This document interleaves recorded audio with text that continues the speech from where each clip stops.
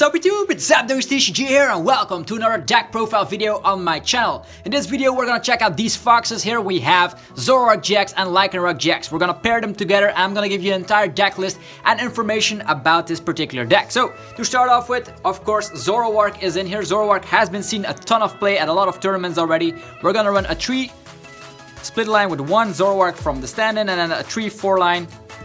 So in theory here we have 4 Zoroarks, 3 Zoroark-GXs and a Zoroark with stand-in. Zoroark-GX, you already know him. With the ability trade, we can draw 2 cards if we discard 1 from the hand. And we can do that for every single Zoroark-GX we have in play. Righteous Beating also deals up to 120 damage with a Choice Band 150 damage just for a single DCE. And then we have Zoroark with the stand-in, gets us out of the awkward situations, and also Manjack can deal up to 160 damage if the opponent has a full bench space. If we have a Choice Band, that adds up really quickly to 190 damage. So definitely a great thing to include in a deck like this. And next up we are going to talk about Lycanroc. We're going to run a 3-2 line of Lycanroc-GX.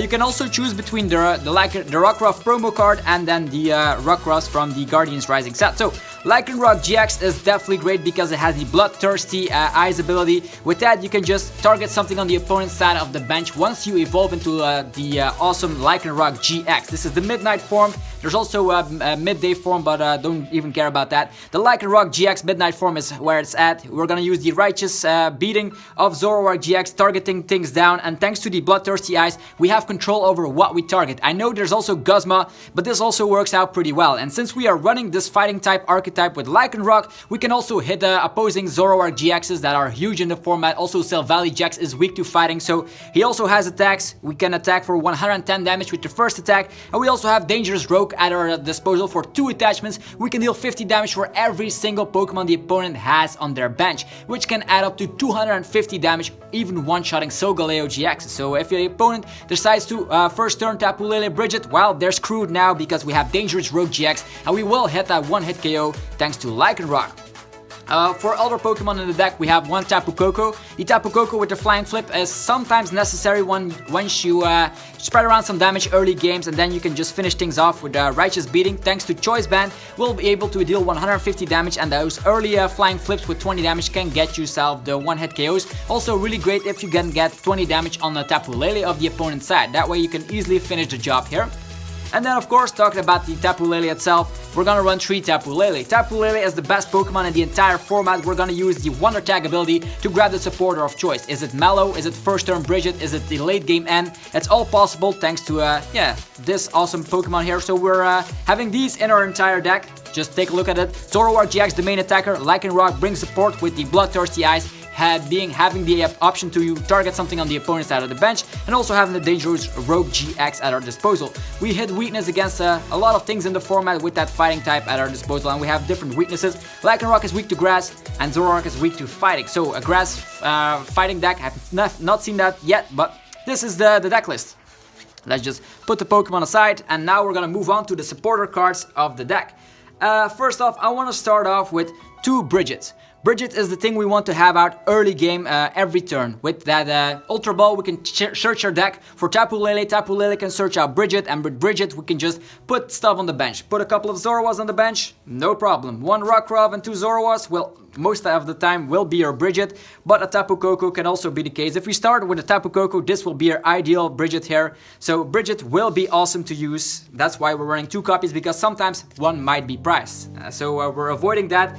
We just cut one Professor Sycamore from the list in order to add an extra Brigette. So Brigette is way better to start off with than maybe a Sycamore. So we're running 3 Sycamore, the best draw supporter of the format. Discarding your hand, drawing 7 cards. Sometimes you discard crucial stuff like DCEs and stuff, but there's a way to get them back, so don't worry about that. We're also gonna run 4N. 4N is awesome because we have the ability trait of Zoroark-GX. We can end the opponent without having the downside. If we end the opponent to 1 card and we get 1 card, for example, in the late game, or maybe we each get 2 cards, it doesn't even matter. We can trade that card and just draw more cards thanks to that. The N is just so great to regain games, and that's why we're running 4 copies. Also really consistent in the early game. Yeah. Next up, 3 Guzma. Maybe you can just cut it down to 2 Guzma, since we do have the Bloodthirsty Eyes ability of Lycanroc-GX at our disposal. But I think 3 Guzma is just fine. Sometimes you don't always get out your Lycanroc-GX, or both of them might be priced. That's why we're running at least 3 Guzma, so we can naturally draw into them with Zoroark-GX.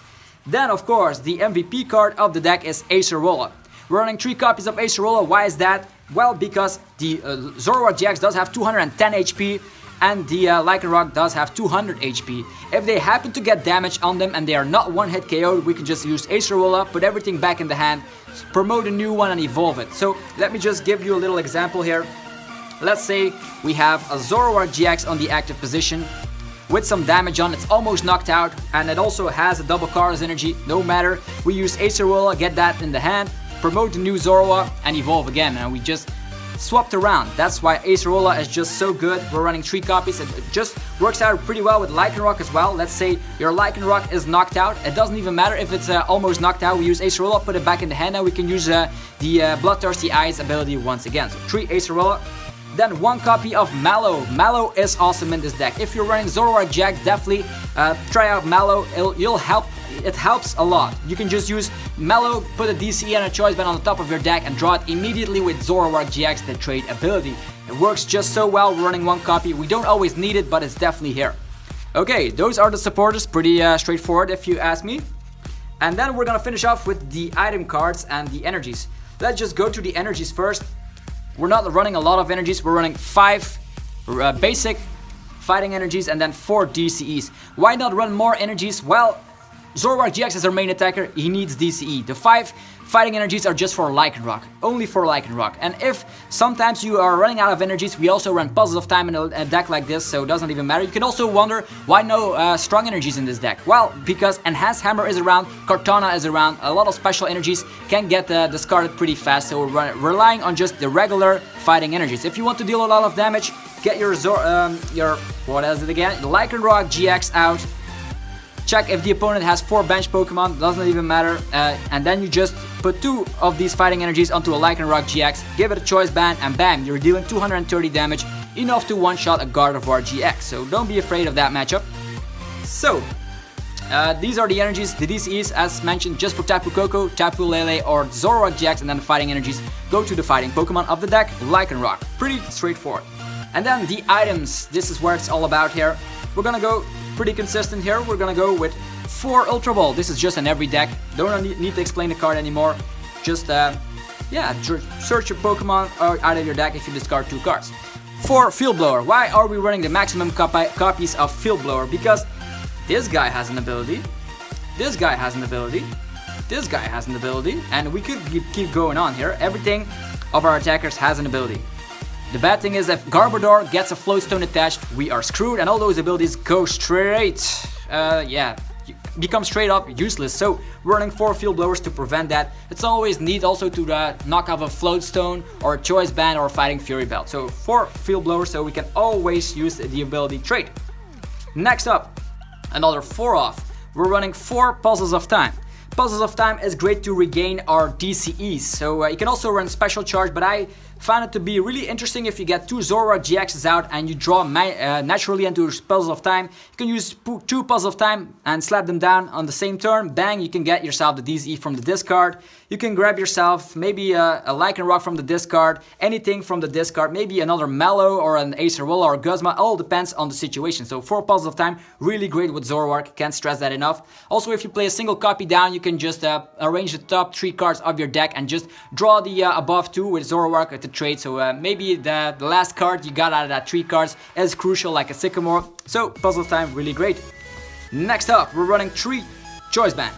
Choice Band will up the damage against those high HP Pokemon. We need Choice Band. If we get a Choice Band onto a Zoroark stand-in, let's just say that, and the opponent has a full bench, we're dealing 190, and that is the perfect number. So in other cases, Zoroark-GX with a Choice Band 150, that means we only need to do Tapu Koko, Flying Flip, bam, we get there. Other things here, I mentioned it before, Lycanroc-GX can hit up to pretty great numbers here. If the opponent is afraid to bench their Pokemon, let's say he only benched 3 of them and he's not benching anything anymore, with the Choice Band we're actually dealing 180, so definitely awesome. Next up, we are gonna finish off the list with 2 Enhanced Hammer Yeah, special energies are everywhere in the format. We have double colors energy, rainbow energy, even the new energy, the counter energy, the splash energy on Greninja. There's a lot of special energies, even strong energy, so we want to get rid of those. With 2 enhanced hammers we have the edge and a lot of matches, so 2 copies. And then the last card to finish off is 1 Rescue Stretcher. Sometimes in the early game you discard something you didn't want, like a Tapu Lele or your entire Zoroark line or anything like that, could happen.